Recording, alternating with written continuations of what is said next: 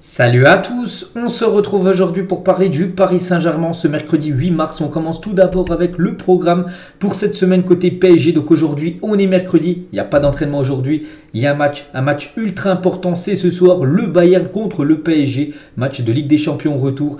Donc on va parler beaucoup de cette rencontre et tout d'abord on va revenir sur l'entraînement des joueurs parisiens. C'était hier du côté du stade du Bayern Munich pour affronter cette équipe ce soir allemande. Donc quelques photos, on peut voir Marquinhos, on peut voir Donnarumma, Kylian Mbappé, Achraf Hakimi, de nouveau voilà Kylian Mbappé avec Léo Messi, le duo qui sera en attaque ce soir. Les deux commenceront à titulaire en espérant qu'ils fassent un gros match ces deux-là. Parce que s'ils font un gros match ces deux-là, ça sentirait bon pour le PSG. Pour la qualification, Renato Sanchez dans le groupe parisien. On pourrait peut-être le voir jouer en cours du match. Tout dépend bien sûr de l'évolution du résultat. Lui aussi, on espère qu'il fasse un gros match. C'est Donnarumma.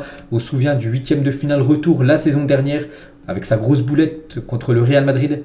Ce soir, il doit être irréprochable, pas de boulette pour Donnarumma, parce que sinon ce serait une catastrophe bien sûr pour l'équipe parisienne. Donc voilà toutes les photos de l'entraînement. Et les joueurs du PSG hier soir n'ont pas travaillé spécifiquement les tirs au but à la veille d'affronter le Bayern parce que ce soir ça peut-être se jouer au tir au but. Donc il n'y a pas eu d'entraînement spécifique tir au but hier. Donc voilà, en espérant que le PSG puisse se qualifier avant d'aller au tir au but. Mais bon, si le PSG doit aller au tir au but, en espérant que ça soit victoire pour les Parisiens dans cet exercice. Et on va revenir sur la conférence de presse de Christophe Galtier a eu lieu hier. On va revenir sur tout ce qu'il a pu dire. Tout d'abord, le Bayern Munich est très souvent présent dans cette grande compétition, donc la Ligue des Champions. Une grande institution depuis des années. On sera dans un stade magnifique et plein qui sera derrière Munich. J'ose espérer qu'on va refroidir cette ambiance-là, mettre une clim comme un peu ce qu'avait été le cas du côté du stade Vélodrome. C'était il y a quelques jours en championnat. Toujours avec Christophe Galtier, donc demain, donc maintenant ce soir, il y aura un vainqueur et un vaincu. On espère que ça sera le Paris Saint-Germain. On joue toujours pour gagner en dehors du résultat. Il y aura un comportement beaucoup agressif à avoir. Si on a cet état d'esprit, on peut se qualifier ce soir. Il a également dit à Christophe Galtier, toujours hier en conférence de presse, pour gagner ce soir, il faudra jouer beaucoup plus, surtout bien mieux que le match aller. Il faudra un autre plan de jeu, la présence de Kylian pour avoir plus de profondeur, mais globalement jouer plus haut et si possible récupérer le ballon plus rapidement et mettre pourquoi pas une pression sur cette équipe du Bayern Munich. Toujours avec Galtier, si le coach du Bayern a vu des failles chez nous, tout système a des failles et des points forts. Sur les derniers matchs contre Lille, on a concédé trop de buts. J'ai passé beaucoup de temps à parler avec certains joueurs ce matin. Il a également dit à Galtier. Donc on a dû composer avec beaucoup d'absents contre le Bayern, contre Monaco. Mbappé, Hakimi ont été diminués, contre Marseille aussi. Est-ce qu'on a retrouvé un équilibre? Peut-être, mais les matchs perdus ont été très diminués. Il y avait pas mal de blessés. On se souvient quand la mauvaise période, il y avait eu 3 défaites d'affilée. Mbappé n'était pas là et on sait que le PSG ne joue pas pareil quand Kylian n'est pas présent. Toujours avec Christophe Galtier, est-ce que l'équipe sera plus équilibrée sans Neymar? Oui, mais l'avoir, c'est toujours un avantage de l'avoir. Donc il confirme quand même que c'est plus équilibré que Neymar ne soit pas là, parce qu'en gros l'équipe va jouer en 5-3-2, ça sera ça soit la compo, mais bien sûr c'est toujours un coup dur pour le PSG que Neymar ne soit pas là, parce que le PSG aurait eu plus de chances de se qualifier avec Neymar que sans Neymar. Toujours avec Galtier, donc être meilleur dans Neymar. J'ai entendu le débat autour de lui, il est gravement blessé, c'est un handicap pour l'équipe, il a toujours été un grand professionnel, c'est 17 buts et 11 passes décisives, il faut le rappeler quand même les magnifiques stats de Neymar cette saison. Et les dernières déclarations de Galtier, si j'ai plus travaillé que les autres matchs, non, car je suis toujours focus sur le match d'après. Est-ce que j'ai anticipé sur le système? Sûrement. Est-ce que j'ai envie d'y être? Bien sûr, oui. Donc c'est un privilège de jouer ces matchs. Il a également dit, donc Donnarumma est un gardien fiable et de très haut niveau. Vous faites référence au but contre Nantes quand cela arrive. Ça ne doit plus vous arriver. Alors là, sa boulette un petit peu qu'il a fait lors du premier but, souvenez-vous, il était un peu mal placé sur le but de Ludovic Blas. Donc voilà, comme je l'ai dit tout à l'heure, on attend un grand Donnarumma et on espère pas de boulette pour lui. Donc Mukele va mieux. Il va s'entraîner comme Achraf Hakimi. Je prendrai ma décision après la séance. Donc il a fait cette conférence de presse avant les photos de l'entraînement que j'ai montré tout à l'heure. Donc pour Marquinhos, on va s'entraîner. Mais les 3 devraient être compétitifs. Toujours avec Galtier, on peut finir au penalty. Oui, ce n'est pas une loterie, ça se travaille. Notre préparateur de gardien travaille beaucoup avec Donnarumma. J'ai une stratégie sur l'ordre des tireurs. Les meilleurs tireront, les meilleurs doivent tirer les premiers. Si ce soir il y a la séance de penalty, les meilleurs, donc peut-être Messi, Mbappé, ceux qui tirent souvent les penalties lors des matchs, tireront en premier. Ils ne seront pas dans la 4e ou 5e position lors de cette séance. Et toujours avec Galtier, il faudra être très vigilant, mais aussi très audacieux à la fois. Donc voilà, toutes les déclarations de Christophe Galtier hier pour bien sûr cette rencontre ce soir. Et il y avait aussi Marco Verratti, on va revenir aussi sur quelques déclarations de Verratti qui était également en conférence de presse. Donc tout d'abord, le mois de janvier a été difficile, la coupure du mondial c'est comme la coupure de juillet, on a perdu du rythme, moi je dois jouer ou le coach veut que je joue. En numéro 8, je me sens bien aussi dans ce système de jeu. Il a également dit, donc ce soir, pour gagner, on aura besoin de tout le monde, les 11 joueurs et les remplaçants. Bien sûr, avoir Kylian et Léo, cela va beaucoup nous aider pour cette rencontre ce soir. Ce soir, déjà, on jouera d'une autre manière. La première période était difficile, mais ça nous a servi. On sait que ce qu'il ne faudra pas refaire, pas refaire en gros ce qu'ils ont fait le match aller pendant 75 minutes de jeu. Je suis sûr qu'on fera un match différent de celui à Paris. Bon, on espère, parce que sinon, ce sera une catastrophe pour l'équipe parisienne. Toujours avec Verratti, donc ce soir le Bayern va jouer son football avec beaucoup d'agressivité, avec des joueurs forts dans les 1 contre 1, on devra gagner nos duels. Ce soir ça sera un match clé, en gros ce sera la clé du match, gagner les duels. Le Bayern ne va pas changer sa manière de jouer ce soir, et toujours avec Verratti, c'est les dernières déclarations. On a la chance d'avoir Kylian, il a un grand caractère, on a confiance en demain. Même si on a perdu le premier match, on va faire un grand match ce soir. On aime cette pression, ça sera dans un grand stade avec des grands joueurs. La Champions League se joue sur des petits détails. Les autres équipes savent que rencontrer le PSG n'est pas facile. On a perdu le premier round. Il reste 90 minutes. C'est la mi-temps de cette double confrontation. Tout reste jouable pour le PSG. Toujours avec Verratti, sûrement que gagner aide à gagner. Tu travailles mieux, tu retrouves de la tranquillité. Voilà, lors des derniers matchs, n'oubliez pas que le PSG reste sur 3 victoires d'affilée. Et voilà, quand tu gagnes, tu prépares mieux, on va dire, un grand match européen. Donc on connaît bien ce schéma avec les 3 dernières rencontres. Donc contre Marseille, on devait gagner. Demain, ça sera contre une très grande équipe. Il faudra faire un grand match. Toujours avec Verratti, après le Bayern, on a parlé. On a enchaîné 3 victoires, mais demain, on devra être à 100% individuellement et collectivement. Demain, ça sera la vérité. Pour finir, dernière déclaration. On sait que pour Paris, on sait que pour qualifier le PSG, on doit faire un grand match et nous sommes prêts pour cela. Donc, il a employé souvent les mots grand match. Donc, voilà, son équipe, le PSG va faire un grand match ce soir. Il a souvent dit ça, Marco Verratti. Donc, maintenant, c'est bien de le dire en conférence de presse. Maintenant, il faut le faire sur le terrain. Donc, voilà, c'est dans quelques heures le coup d'envoi. Et regardez la compo qui devrait être titulaire ce soir côté Paris Saint-Germain. Je vous ai dit, ça devrait être une compo en 5-3-2 avec une défense centrale avec 3 défenseurs, Danilo, Ramos, Marquinhos. Côté gauche, Mendes, et côté droit, ça devrait être Hakimi qui devrait commencer titulaire. Du coup, Mukiele devrait être sur le banc. Vitinha, Verratti et Fabien Ruiz en milieu de terrain, et devant Mbappé, Messi. C'est quasiment sûr que ça sera ça, soir, la compo de départ. Les unes aujourd'hui français, la une du journal L'équipe, la journée de la flamme. Aujourd'hui, normalement, c'est la journée de la femme, donc la journée de la flamme, voilà, pour changer le mot. Et la une du journal Le Parisien. Avec lui, tout est possible, en parlant bien sûr de Kylian Mbappé qui avait beaucoup manqué au match aller. Ce soir, il sera présent, il sera en plus normalement, on espère tous titulaire, s'il n'y a pas de blessure.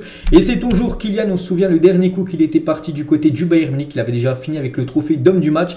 Et voilà, il avait fait un gros match et le PSG s'était imposé lors de cette rencontre. La dernière fois que le PSG avait joué au Bayern Munich, le Paris Saint-Germain avait gagné. Donc en espérant que ça soit la même chose ce soir avec un grand Kylian Mbappé. Et il portera des crampons spéciaux, donc des chaussures spéciales pour le meilleur buteur de l'histoire du Paris Saint-Germain. En gros, ça sera des crampons, donc 201.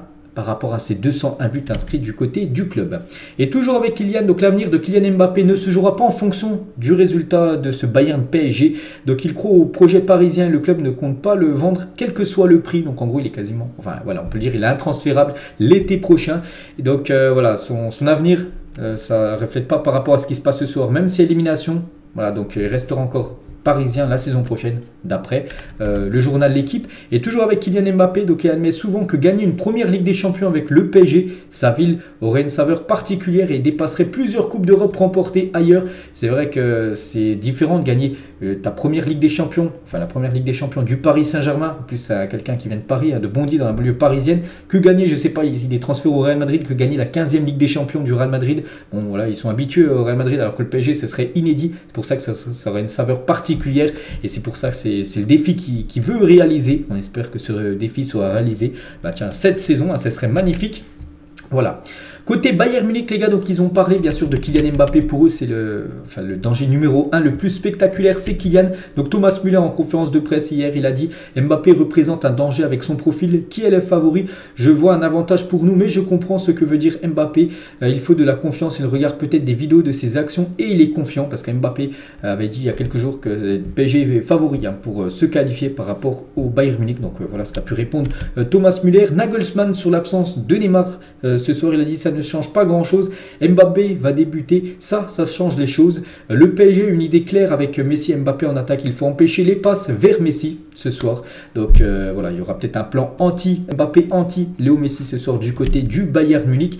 Et concernant un joueur, lui, de son équipe, Sadio Mané, et il ne devrait pas débuter ce soir. Il devrait certainement rentrer en cours de jeu Sadio Mané, mais il ne devrait pas être dans le 11 de départ. Parce que regardez le 11 normalement côté Bayern Munich. Donc ça devrait être Yann Sommer, Stanisic ou Upamecano, De Ligt, défense à 3 avec deux pistons, un peu comme joue le PSG, hein, Coman et Kimmich. De Goretzka, David, Musiala, Müller et Choupo-Moting. Donc Mané devrait débuter sur le banc d'après ce qui se dit ces dernières heures. Comment dire, donc ça c'est le match, hein. Donc maintenant le match doit se jouer, on espère une victoire et surtout une qualification, et il faut surtout pas revivre, hein, ce 8 mars 2017 parce qu'il y a c'était quand il y a 6 ans jour pour jour. Regardez la une du journal Équipe, bon c'était le lendemain, c'était le 9 mars, le lendemain de cette défaite historique, hein. Le PSG avait pris une remontada 6-1 contre le Barça, c'était il y a 6 ans jour pour jour. C'est que ça fait mal, hein, toujours de se souvenir, voilà, de ce match, mais voilà, j'espère que le PSG ne refera pas les mêmes erreurs. Par exemple ce soir, de toute façon il n'y aura pas de remontada vu que le PSG avait perdu le match aller. Mais voilà, pas encore décevoir on va dire en Ligue des Champions, surtout ne pas avoir de regrets. Voilà, donc voilà, ça c'était il y a 6 ans, bien sûr inqualifiable après la déroute du PSG du côté du Barça. On va parler de Neymar, l'entorse de trop. C'est vrai que Neymar, j'ai dit, hein, blessé, il va se faire opérer, du coup absent pendant 4 mois. Et regardez toutes les blessures qu'il a eues, donc on peut voir, moi je ne vais pas tout lire, mais voilà, on peut voir le nombre de matchs à chaque fois qu'il a été blessé, le nombre, enfin l'année aussi ce qu'il a eu, hein, par exemple adducteur droit, métatarse droit, fracture, tout ça, et ça lui a fait louper beaucoup de matchs, hein, les absences de Neymar depuis son arrivée au PSG. En chiffre, bah il y en a beaucoup, donc c'est vrai que le PSG a davantage gagné sans Neymar, peut-être une bonne nouvelle, hein, pour le match ce soir. Donc voilà, les stats ne montent pas, donc voilà toutes les infos concernant Neymar. On va parler du jeune Warren Zaïre-Emery qui fête aujourd'hui ses 17 ans. Il est dans le groupe du Paris Saint-Germain. Lui qui avait commencé titulaire lors du match aller. Bon, ce soir, il devrait être sur le banc. Je pense que c'est le mieux. Peut-être le voir rentrer en cours de jeu. Ça, il n'y a pas de souci. Et aujourd'hui, il fête ses 17 ans. Donc, pour magnifique cadeau, ce serait bien d'avoir la qualification. Et toujours avec le jeune Warren Zaïre-Emery qui fait 1m78. Il fait à peu près ma taille. Regardez par rapport à Victor Wembanyama, donc un basketteur français, lui fait plus de 2m19, regardez la différence, on a l'impression qu'il est tout petit Warren Zaïre-Emery, pourtant il n'est pas si petit que ça, parce qu'à 1m78 c'est déjà pas mal. Et toujours avec le jeune parisien qui fait, comme j'ai dit, ses 17 ans aujourd'hui, il est élu pépite du mois en Ligue 1 pour le mois dernier, le mois de février, c'est lui la pépite de Ligue 1, voilà, c'est par rapport au meilleur jeune joueur du championnat français, c'est lui qui a reçu ce trophée. Par rapport au plus beau but du mois de février en Ligue 1, bah, c'est Léo Messi. Par rapport à son but contre l'équipe de Lille, son coup franc direct, c'est ce but-là qui a été élu plus beau but du mois dernier dans le championnat de Ligue 1. Et toujours avec Léo Messi, une série animée sur Lionel Messi est en préparation chez Sony. La série se basera sur Messi enfant alors qu'il affronte des obstacles tout en voyageant dans un jeu vidéo. Voilà une petite info, il y aura un jeu vidéo, on va dire inspiré de l'histoire de Léo Messi. On va parler d'Hatem Ben Arfa, ancien joueur du Paris Saint-Germain. Hier, il a fêté ses 36 ans. Il a fait condamner le PSG pour harcèlement moral. Souvenez-vous que c'était un ancien joueur à l'époque et jouait pas, et du coup il est parti au tribunal, tout ça, et du coup il va obtenir environ 100 000 € de rappel de salaire et de primes éthiques. Il en espérait au total plus de 7 millions d'euros. Il va recevoir seulement, bon c'est déjà pas mal, 100 000 €, et voilà, lui en espérait beaucoup plus, hein. Donc voilà, petite info concernant Hatem Ben Arfa.